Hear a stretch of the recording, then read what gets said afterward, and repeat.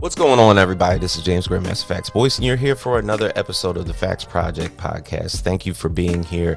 Today, we have our very, very, very special guest. We are going all the way over to India. We are here to talk with Aditya Bidikar. Thank you for being here, sir.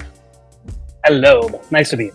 Absolutely. So, I'm sure a lot of people don't necessarily understand that they have read a lot of the comics and a lot of the projects that you've done because you've been in comics, of course, for as far back as 2015, lettering probably Yeah. more than 200 projects, and have worked with the likes of Easily.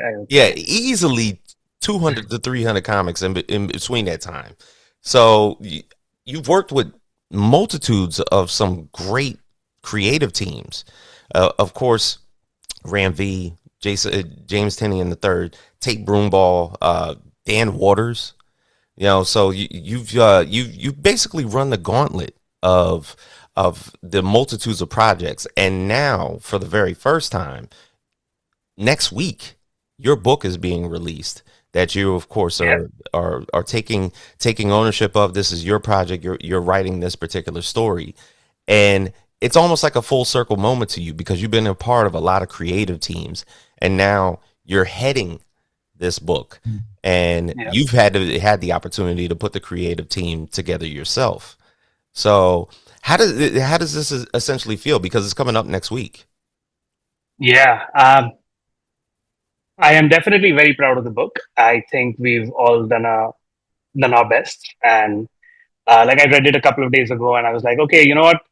Um, I wrote it like 10 months ago, like the first script, Yeah. and maybe I could think of like a couple of things I could have done better, Mm-hmm. but at that time, and like this is us trying our best. Like this is just we've put everything into the book.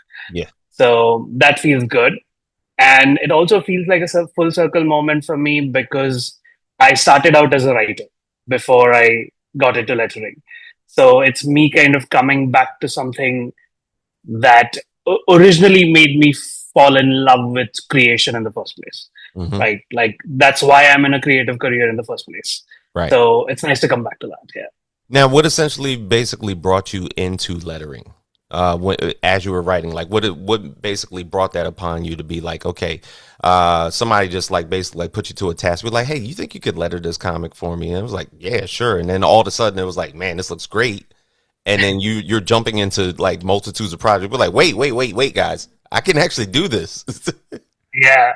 It was strange because the first comics I lettered were my own, like the Okay. ones I was writing. Yep. So I was writing like 4 to 10 pages for this Indian magazine, Mm-hmm. and I found an artist, but I couldn't find I couldn't pay a letterer basically. Yeah. So I decided to learn how to do it myself, and then I realized that I really enjoy it, and that it kind of puts me in touch with creating a comic in a very tangible way, right? Like it's one thing to write a script Mm-hmm. and then have somebody draw it, but then it's another thing to like actually be the one putting the words on the page, Yes. right? So that I really enjoyed. And actually my first professional lettering job came about because I'd applied to a comic book company in India as a writer, and they said, look, we don't have any writing gigs, but is there something else you can do? Mm-hmm. And I said, like, look, I letter for fun, but I'm not really a professional. And well, I looking back, it was probably because they couldn't find anybody else. But like the CEO of the company very nicely said, like, look, you don't know if you're professional level until you try, right? Right. So let's give it a go. And thankfully, I got to kind of work in Indian comics for a long time and hone my skills before kind of like properly doing it professionally. But yeah, it was writing that brought me to lettering as well. Mm. Yeah. And even so, I mean, you've even had a chance to work on a couple of Stan Lee projects for Marvel. Yep. Very early in my career, not for Marvel, but there's this Indian. So you said I've been working since 2015, but actually I've been working full time in comics since 2013. Mm. So like my first publication was probably 2015. I think that was probably 18 days or something. Yeah. Before that, I did a couple of comics, but I still had a day job at the time. Like I was still doing something else and lettering on the side. But 2013, this Indian comic book company called Graphic India, Hmm. which used to be Virgin Comics. Oh, Um, okay. right. Yeah, like that's a known name, right? Yeah. So they hired me as a full-time letterer come editor, and I lettered a bunch of comics for them. So there was Grant Morrison's 18 Days there, and Stanley had created an Indian superhero for them, and that was something I got to letter. So like I got to check off like two big boxes You very early did. in my career. Super early. Yeah, So that was nice. to get into this particular comic, obviously, you've been lettering comics so long. It's the transition to get back into writing. Has of course was something that you wanted to do, and now with this story in your skin, was it something that you always wanted to tell? I've had the story in my head for 7 years at least. Mm, Yeah, so it was definitely something. Um, I think around 2021 or 2022, I created a bucket list yeah, of okay, like I do a lot of ideation in my spare time. I write a lot of notes about stories, but I used to be so busy that I could never work on them. yeah, Right.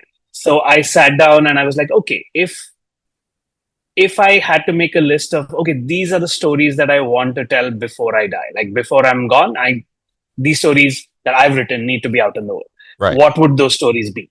So I had something like 20, 25 ideas, but then I kind of like noted all of them down and realized, okay, this one's just like a fun idea, or this one's not really my, like, I wouldn't want to write it. I would just want to read it, yeah, that kind of thing.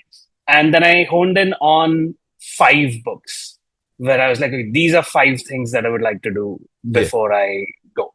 Like as a writer, I mean, you know what a bucket list is, right? yeah, So yeah, those are my bucket list items. And originally, I started with a different one in 2021, but it's a much more sort of ambitious. It's like 250 pages or something like that um, book. And I realized that okay, you know what? It was like just after the pandemic. I was still very busy. My dad was sick, so I was like, part of it was like my duties were taking care of him and stuff. yeah, So I was like, let me not do this one. Let me do something a little more intimate, something a little. At the time, I told myself something a little easier. yeah, But then, of course, once I chose In Your Skin, I was like, okay, I got to put everything in there that I can. Like, it has to be like I have to work as hard on this as anything else. yeah. So yeah, that's how like that book happened. Definitely. Now, of course, the storyline explores the significance of a subgenre as body horror, as a lot of people call it, but it also explores extreme fandom. And at what point does admiration become identity erasure? Yeah, Now, yeah. So yeah. go Oh ahead. no, no, go ahead. So that was actually the starting point of the story, the fandom aspect of it. Uh, so 2019, 2020, a lot of like Twitch streamers, YouTubers, Instagram influencers, TikTok people, they were dealing with these parasocial relationships with their like that their fans were like kind of obsessed over them, and they would kind of like the fans would like trace feuds and stuff like okay this person is feuding with that person, etc., etc. Yeah. And it made me think about like fandom has always been Hmm. right, like you go a little into the past, like there's Hollywood, there's Bollywood, there's hip hop, there's like music. All of this has its own fandoms, right? But the one that I'm intimate with is Bollywood Yeah. because I have watched my friends obsess over Bollywood. Like once in a while, we are at a party and like somebody will be like, "Have you heard the latest Bollywood gossip?" etc., etc.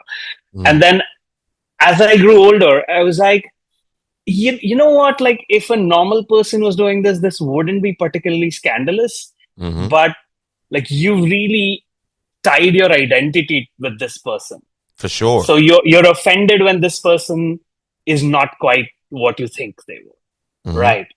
And that became very fascinating to me, like that aspect. So it started with the fandom thing, and I was watching like the internet aspect of it, and then I was like, hey, I've seen this before. Like Bollywood's kind of full of this, so For let me sure. let me think about something. Yeah, so it started from.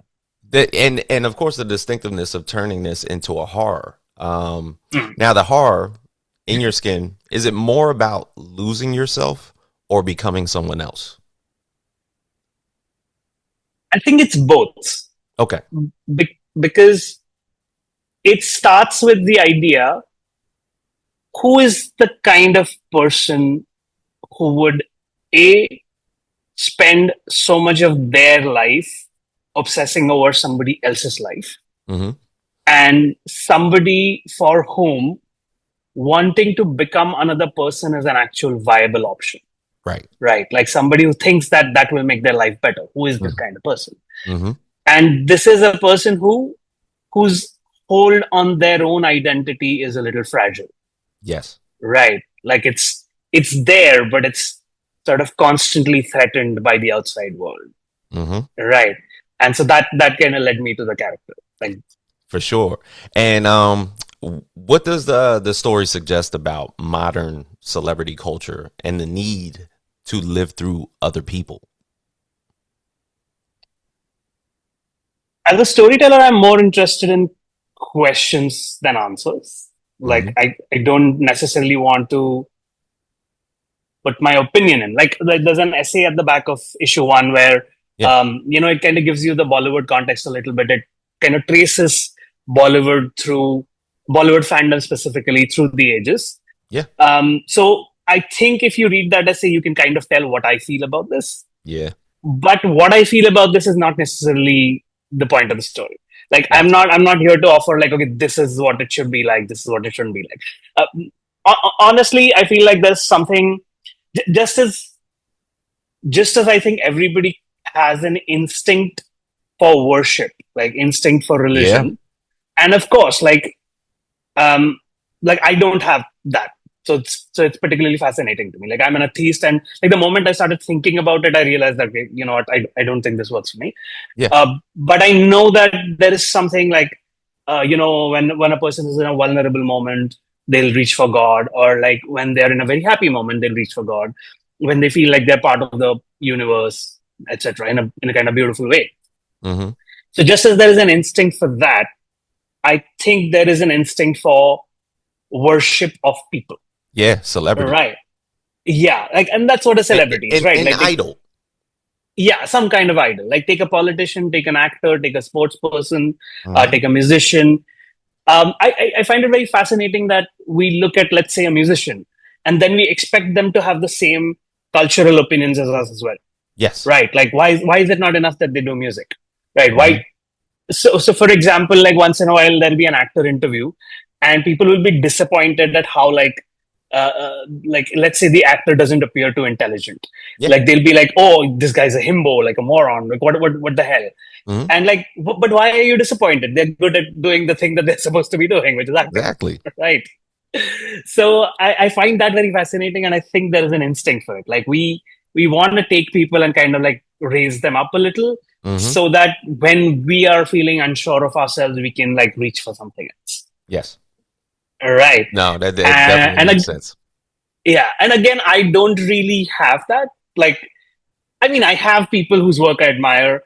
I have people whose opinions I admire. But if suddenly, like, an idol of mine has a bad opinion, according to me, let's say, I might be disappointed for like a day, but that's not going to like stop me loving their work or whatever, because that's not what I want from them. Like, Yeah. I'm supposed to have my opinions. They are not supposed to have my opinions, you Right. know? No, Uh, for sure. yeah. So because I don't have these things, I find myself picking at them like, okay, like why do you believe that? Why does this work this way for you? Yeah. You know? And that kind of like takes over the emphasis of Priyanka, the Hmm. protagonist in this story, because she, Yeah. like you said before, she does embody the idea of a parasocial relationship, but she's taken it to the most disturbing extreme way, and pretty much you're obviously using Bollywood as a powerful backdrop in the story, and there's a system that of course Hollywood creates, that Bollywood creates, and it of course churns out like a manufacturer a lot of these celebrities, these Yeah. idols. It was like the only way that this is going to work, somebody has to idolize you, and then you see them being, of course, being risen up on this pedestal, and then it's like, like. But the way that you basically were able to kind of weave the story, especially through the aspect of body horror. And obviously, a lot of people have talked about the movie The Substance. Now, why is body horror an effective genre for exploring identity and obsession? Okay, I want to first like touch on something about the celebrity aspect of what you just said, Yes. which is that um, specifically, for example, in the studio system of Hollywood, there was this whole practice of like we are going to stage manage your personality. Mm-hmm. Right. Like, so, for example, you read so many stories, like there's a Hollywood Babylon book, I think, right? Yeah. That talks about a bunch of this. But like, let's say, for example, like gay film stars were not allowed to be gay in public, but like they had to have, they would be paired with somebody else so that like their image is maintained, etc. Rock Hudson, That's some Cary Grant. Yeah. exactly. Yeah. That's something that continued in Bollywood till the year 2000 or so. Mm-hmm. Like the stage management of personality. Like there were always rumors swirling around these things and like gossip stuff happening, but a lot of the image of a person was managed, Yeah. right? And then it was the internet that kind of broke it to a certain degree, where like suddenly you can't entirely stage manage the image because this person is being seen in public outside of those contexts.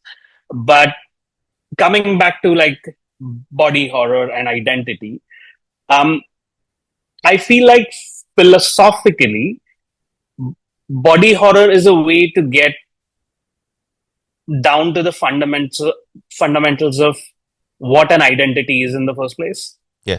Right. Like essentially, like my consciousness is electric impulses floating in a soup inside whatever this is. Yeah. Right. And the thing that separates me from the rest of the world is my skin. Right. Mm-hmm. Like physically, this membrane, which is what, maybe like 1 millimeter or something, Mm-hmm. kind of separates, like keeps me from falling apart, essentially. Right. Like, Pretty much. right. So we've had different ways of thinking about it. Like there's this idea of the Boltzmann brain, if you've heard of it, which is that essentially like electric impulses kind of together could spontaneously form a brain, like a mind. Yeah. Right. Like Alan Moore wrote a really funny story about that in his collection, Illuminations. Mm-hmm. But so like there's different ways of thinking about this sort of idea of like there's the Cartesian dualism idea of it, like mind body dualism, which I do not believe in at all, because like once you experience something like, okay, I've been depressed for 3 days, but then I realized that I've not been eating properly. That is why I've been depressed. Yeah. So like like that, the degree to which your body affects your mind, Mm-hmm. and so there's no separation here. So then it becomes interesting to think about, okay, like let's say these are two people and there are two bodies. What is it that keeps them from just like mixing together? Yeah. Right. What is the Philosophically, separation? what is the separation? Right. And that kind of is where the body horror becomes interesting, to kind of talk about this idea that, okay, if this person is so obsessed with being this other person, what is the thing that stops them from being that? And what if that gets torn apart, or that gets like that problem gets solved essentially, right? For Like sure. that's that's what you read in the story, where like, okay, what happens when Priyanka is able to dissolve this separation? Yeah. Right. So then there's the rest of the story, which I wouldn't rather spoil. Now, But yeah, there's an interesting correlation amongst Priyanka, and of course Ayesha, who she idolizes. Is Priyanka, and I don't even want to describe her as that. Is Priyanka a villain? Is she a victim, or is she kind of somewhere in between? um, hmm. I do not see her as a I don't villain see at her all. as a villain. Yeah, like I don't think I could write her properly if I saw her as that. Right. Right. Like I think I told Eric at some point of time that um, I don't necessarily like. I would like other people to be sympathetic towards her in some way or the other, but I I did. don't need them to be, because I am going to be. Mm-hmm. Like I care about her enough that for everybody else, Yeah. essentially. Yeah, and But I'm that's glad. kind But of I'm glad that you had that reaction as well. yeah, that like of course when you see it in the beginning, like you read a couple of panels and you kind of see it early, where you're realizing, but like this woman is torn, like between her own living conditions and this person that she sees on a TV. Now, obviously, everything is pretty much triggered by Ayesha's retirement. Um, how does Ayesha's retirement trigger the conflict in this?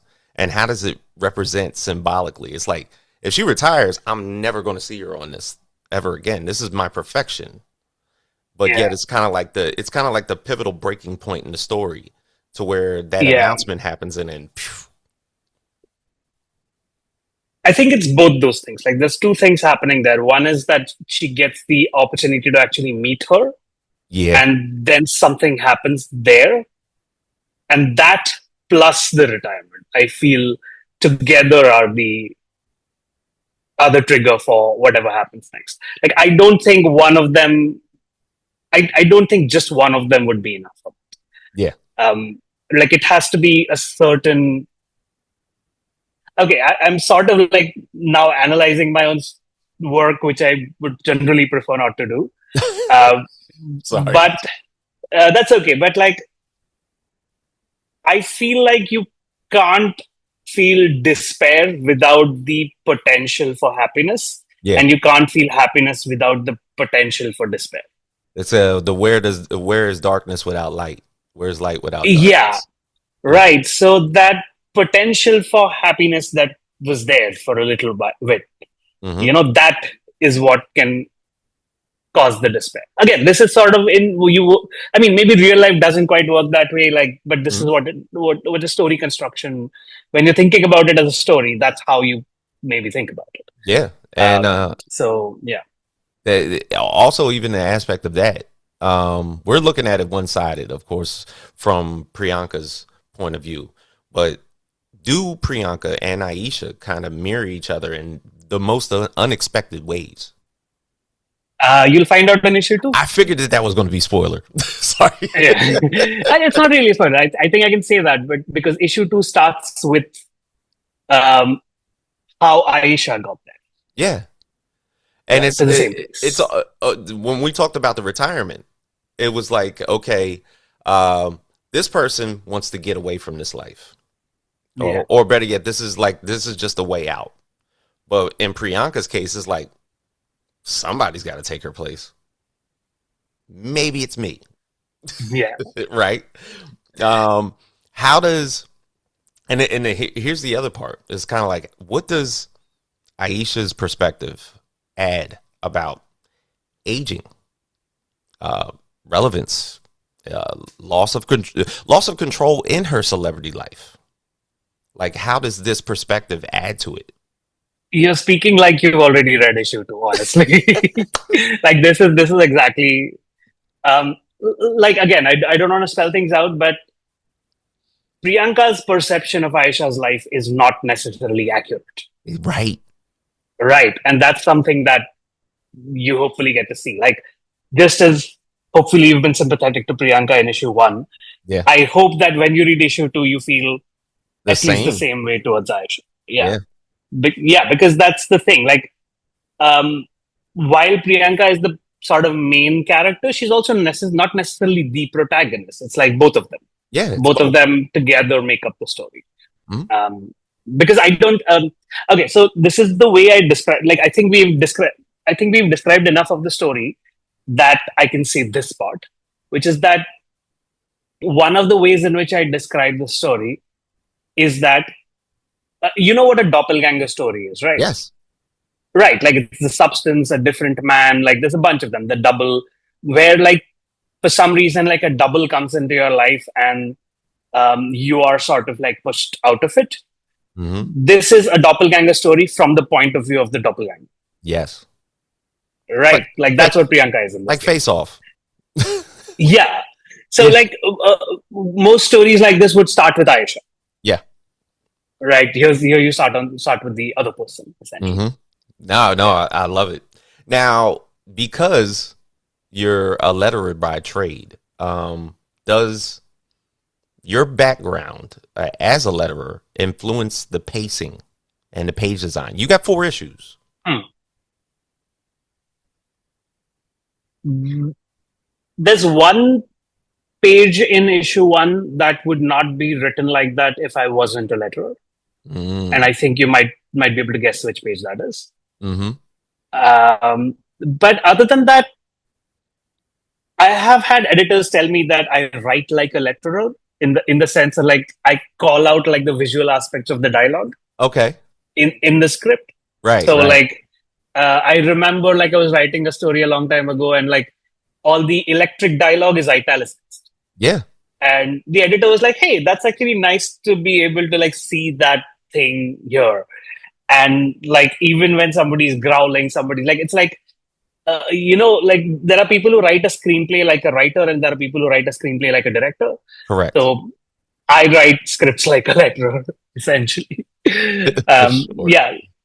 So it influences the pacing for sure because I think I have a pretty good sense of um, how dialogue and silence is read in a comic because I've done it so many times, and like I know that depending on how much familiarity the reader has with the art form, Yeah. the amount of time taken to read a silent panel is different. So you're very thoughtful about deploying like essentially like there are people who said this like space is time essentially in comics. So like the bigger the thing, the more important. Okay, like space is time and space is significance. Yeah.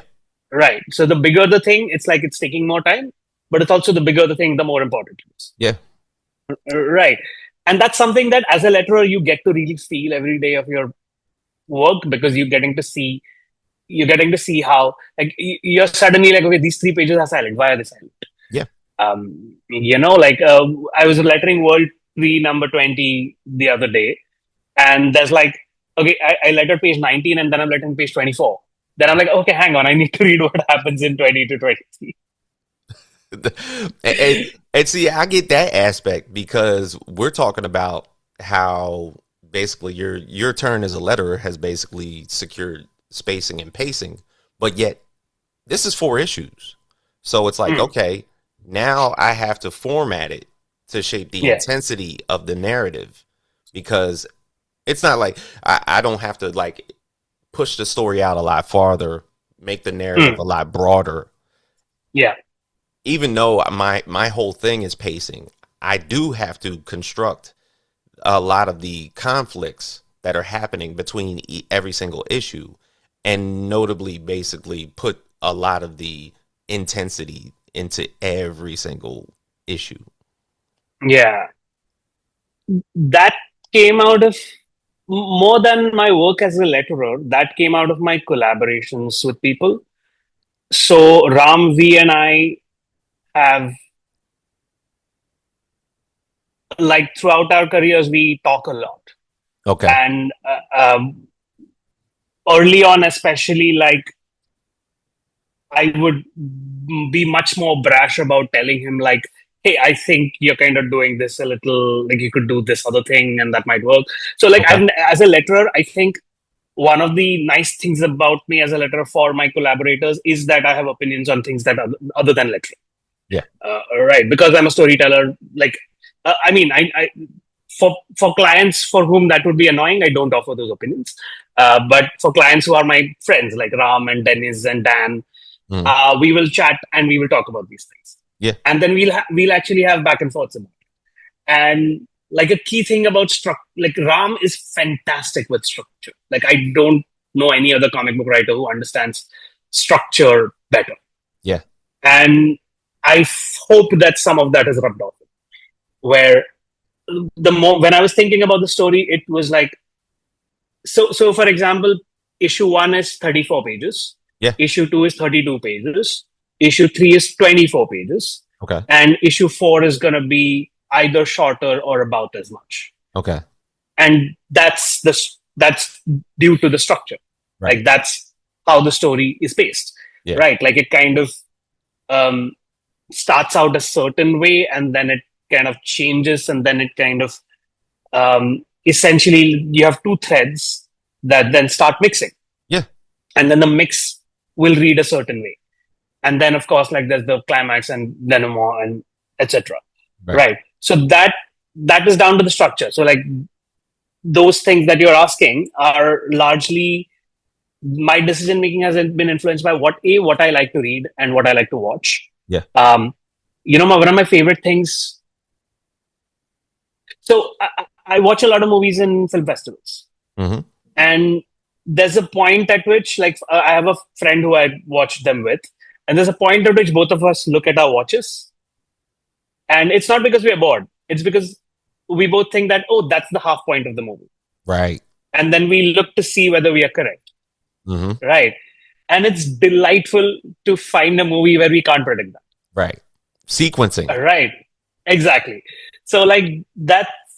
So like you want readers to kind of follow you through, but you also want to wrong foot them a little because that's what I like. Yeah. Like I enjoy not knowing where a story is going.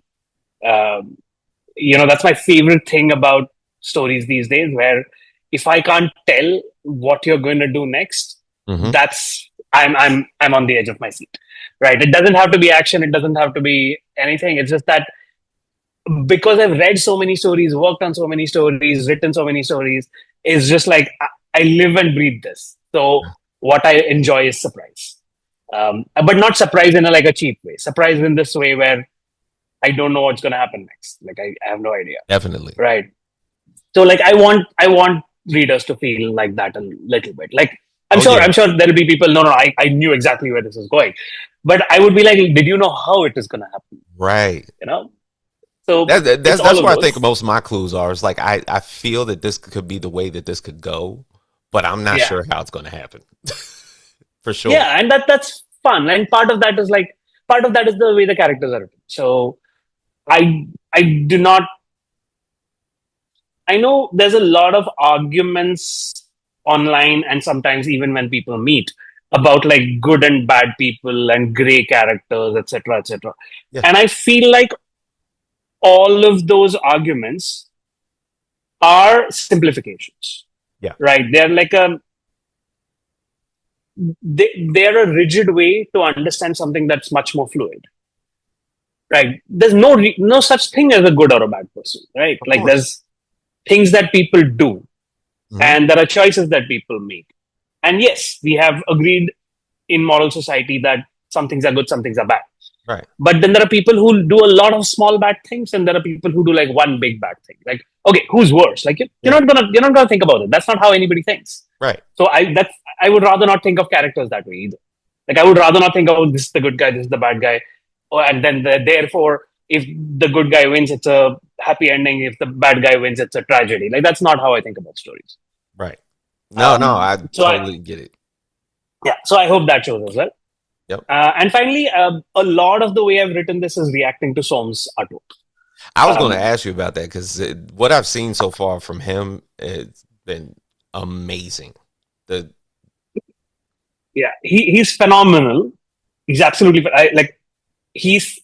we just wrapped issue 3, right? Like the art for issue, like today. Yeah. Like I got the final page of issue 3 today. I saw the solicit for issue 3, and I'm like, Jesus Christ.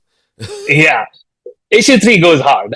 But like I got the last page of issue 3 today, and like there are these 3 or 4 pages which have been living in my head for like 6-7 years, and I've seen them for the first time today. Mm-hmm. And it was such a delight. It was like, oh, this person is doing so much more than I was even thinking about. Yeah. Right. And like not only can he draw phenomenally well, he is also a storyteller. Like he's also a writer, and he's a visual storyteller. Like he's directed an animated movie. Yeah. He does production design. So he's very aware of how environment affects a story, how body language affects a story. So the moment we started working together, I was like, oh, I have to up my game, because like if I'm expecting this person to be interested in drawing this story, yeah, this has to be something that like I have to be doing something that would be at least as good as they would write themselves, right? Mm-hmm. No, right? no, like, that's my challenge. I mean, honestly, it's a personal challenge. So I'm like it's like, okay, it's like if you have an artist who writes their own thing, yeah, why should they draw your story rather than something they wrote? You have to give them a good reason. Oh yeah, Right. So that really made me like up my own visual interest in the story, the pacing. We Som and I had a lot of conversations about pacing and like how panel juxtapositions work and how pages work in front of each other and so on. And I'm like, oh, all of this has to show in the story. Now, where exactly did, for this being your first comic, and you wanted like a great artist to basically be a part of this project? Where did you find Sam, or So did he Som and find I, you? no, I found him. Okay, I I called him up and I said like, hey, I would love to meet up and like I'd like to pitch you this thing. Uh, but so I've known him for a fairly long time. Like we both met at a party like 15 years ago, and then both thought the other had forgotten about it, so we just never mentioned it again. okay. But like recently we were chatting and he was like, hey, do you remember that we met like 15 years ago? And I was like, yeah, I remember. I thought you'd forgotten. Hmm. um, but we talked about comics. He was, I think, a painter at the time and doing concept art and stuff, and I was like, hey, I think you'd be really great in comics. That makes um, sense. He seems like a yes. painter, like the way he's doing these pages. Yeah. He's not trained as a fine artist, but like I would say he can go toe to toe with any fine artist Yeah, on those things. And then after that, like we have a bunch of mutual friends as well, like Anand RK, who drew Blue and Green and stuff. Like he's a mutual friend, so his name would come up a lot in conversations. Then when we were discussing this story, Eric and I, like I think we had revised the outline, and we were now starting to okay, like I'm going to be writing the script soon. Um, and we started batting names around, and he was like, hey, are you aware of this guy? And I was like, wait, I know this guy, like he's Indian. yeah. And he's like, yeah, I know, he just finished a comic called Crocodile Black. I was like, oh, Som is doing comics now. That's so nice. So can Hmm. we please make him our first choice? Because if Som is doing the comic, I know he's gonna come in with. So he's worked in Bollywood. I Yeah, didn't know that at the time actually, but I knew that he lived in Bombay and that he had a phenomenal control of like anatomy, figures, environments, and so on. And yeah. then I read Crocodile Black, and I was like, okay, this guy is gonna, this guy can take care of it. Fine. So then I met him, and I pitched him the story, and his first response was like, "Oh, like I work in Bollywood," and I was like, "Oh, what do you mean?" He's like, "Yeah, I've done like concept art, VFX, production design for the last 10 years." Okay. And like, hang on. So you have you been on film sets? And he's like, yeah, like I'm on film sets all the time. So I'm like, oh, so I can stop doing research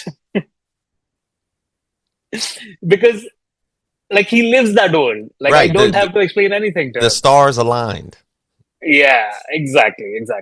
Like I already knew that an Indian artist would have a lot of the cultural context that I'm drawing from, Yeah. but Som is A, he has experience of the industry, and B, he loves for environments to reflect characters. Hmm. And like he's putting in a lot of work on those lines that I didn't even specify in the script. Like there's a ton of work that Som is doing with the environments that doesn't come from me. Yeah. Like it's just all him. As And well as he's just as well as phenomenal the at that. coloring. The the coloring Yeah, in like it. Francesco.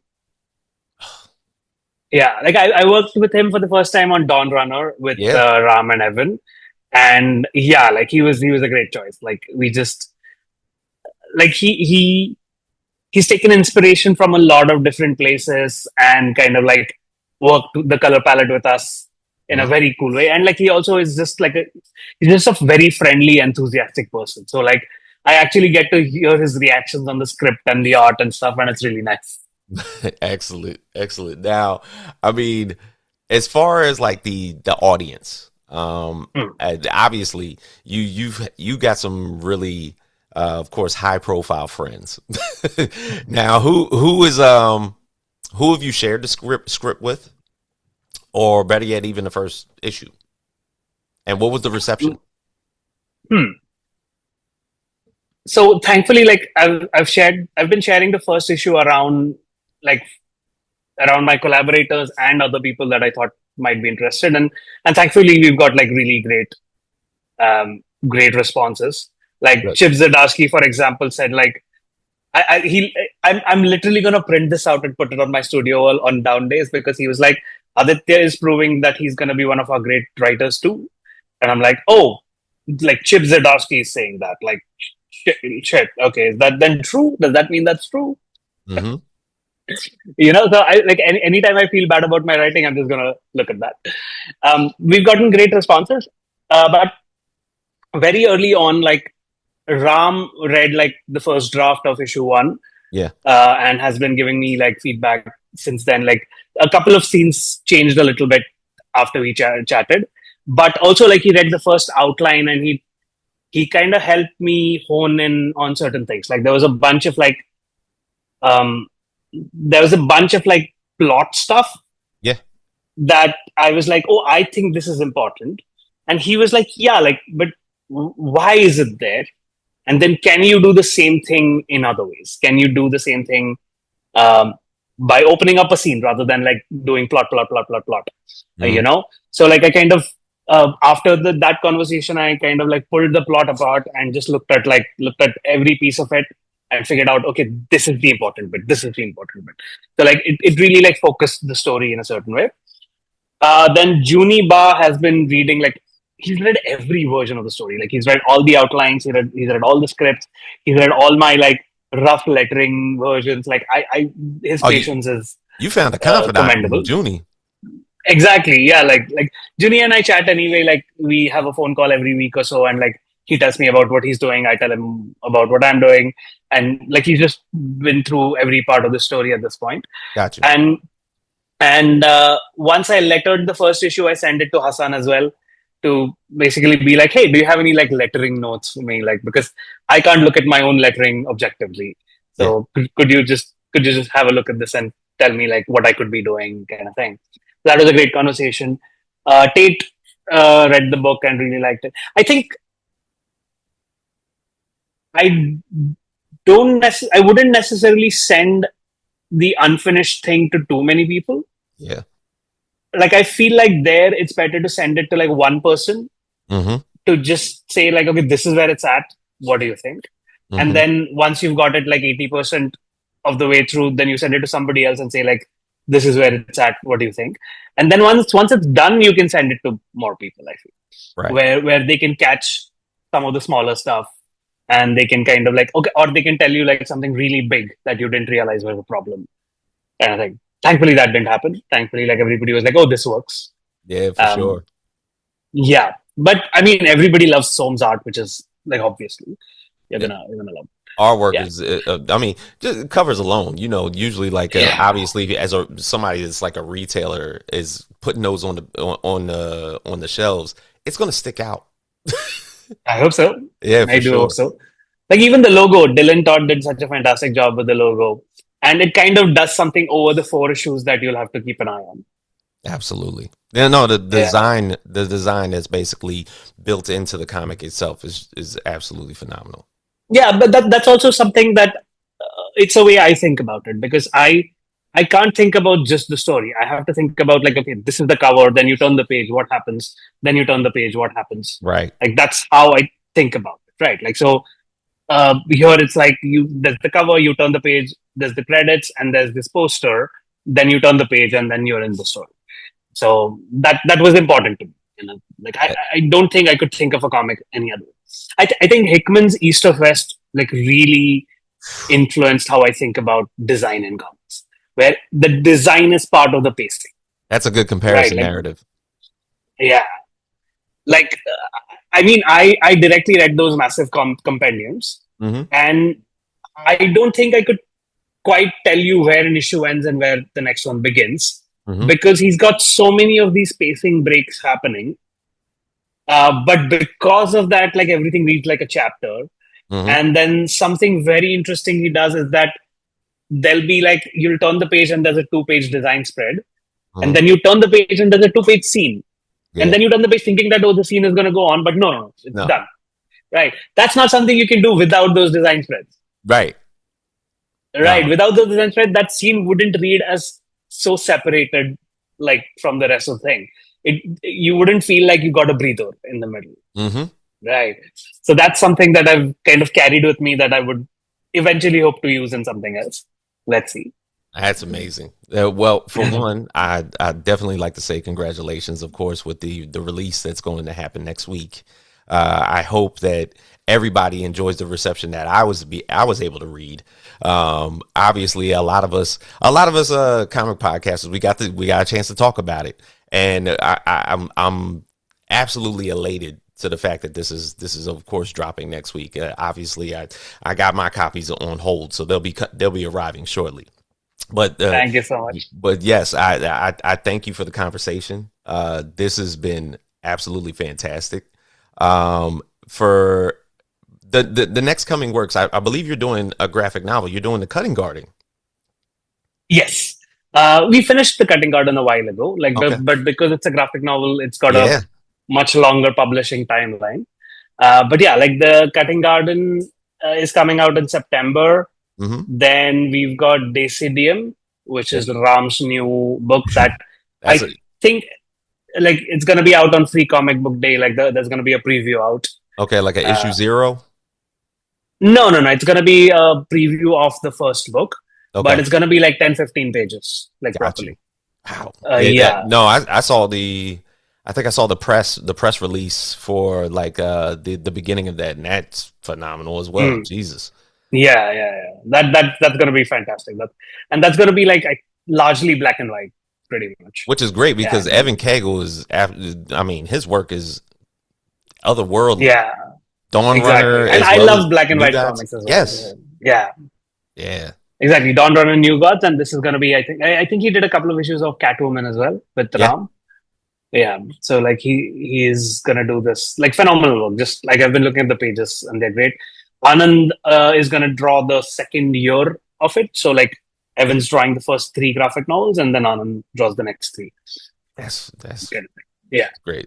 Look, I say recently comics has generated a little bit of a boom, especially in a lot of like indie titles and from a lot of like publishers like Image and like Mad Cave and everything like that. And I just love to see what's happening, oh, especially absolutely. especially the fact that you're included in this. This makes it a little bit better. Yeah, no, it's been fun and thank you. Like this was you had some great questions. I had a ball having this conversation. Not a problem.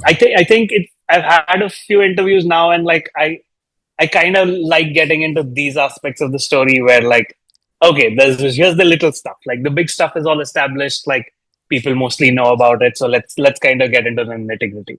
Yeah, That's really fun. I Yeah, appreciate the and fact that I'm able to get. I appreciate the fact that I'm able to just am able to ask those questions. no, thank you. You had great questions. I also I wouldn't say I'm like it is my first big book. Yeah. So what people will think about it is a bit of a question mark. Like Hmm. I wouldn't necessarily say I'm nervous about it, but it's a like I'm not 100% sure what it's gonna be like. So it's very nice to have like uh firstly like people in the industry reading it, and then like podcasters and like people like you who read it and then had so many questions. Yeah. Right? Like I Is it like that the work generated those questions. when you have a genuine curiosity about your story? I mean, it can only essentially mean a couple of things. It's like I need. It's one, I need to know more. Yeah. And like how much can I get out of this person so that I can know more? I'm so glad to hear that. Like this story and these people have been living in my head for a very long time, They're good and to I'm get out. about to finish. Yeah, like, and I'm about to finich the fourth script in a Okay, couple of days. good, So that's going to be interesting. Like what I'm going to feel like when it's all out. You good, know. So I'm looking forward to it, but I think I'll be a little bit sad as well. absolutely. Well, Like 2 years from now, I'm gonna call up someone and say like, oh, we could have done that on that page oh, that's the efficiently. thing. The second guessing is going to happen once all four issues are out. Yeah, yeah. But even there, like Ram had some great advice for me. That like we were talking about how something goes from like an idea to a book. Hmm. And I said, like, look, okay, you've got this like perfect luminous object in your head, and then you put it on paper, and it doesn't contain everything that you wanted it to contain, Right. right? And he was like, there's no need to think about it like that. Once it's on the page, Hmm. you can look at the thing on the page. Stop thinking about the thing you had in your head, and just think about what's on the page and how you can like how best you can present it and how you can make it better. Right. And I was like, oh, that's quite a smart look at it. So Right. I'm gonna. I've been like, I think issue 2 and 3 especially, like it really helped because um, there were so many versions of the outline that there were so many things that we could be doing to this with the story. Hmm. And then by the time I was writing issue 2 and 3, because we'd had that conversation, rather than trying to see chase those other rabbit holes, I was able to focus on like, okay, here's what we've made, Yeah. and then how best does it reflect what I want to say, and like how could I say the thing that this thing is saying better. Oh, for sure. For sure. Well, I can't wait to Yeah. see it. Mm. Once again, it's been a pleasure to have this conversation with you. Same. Obviously, In Your Skin is going to release next week on the 22nd. Um, for Image Comics, 4 issues.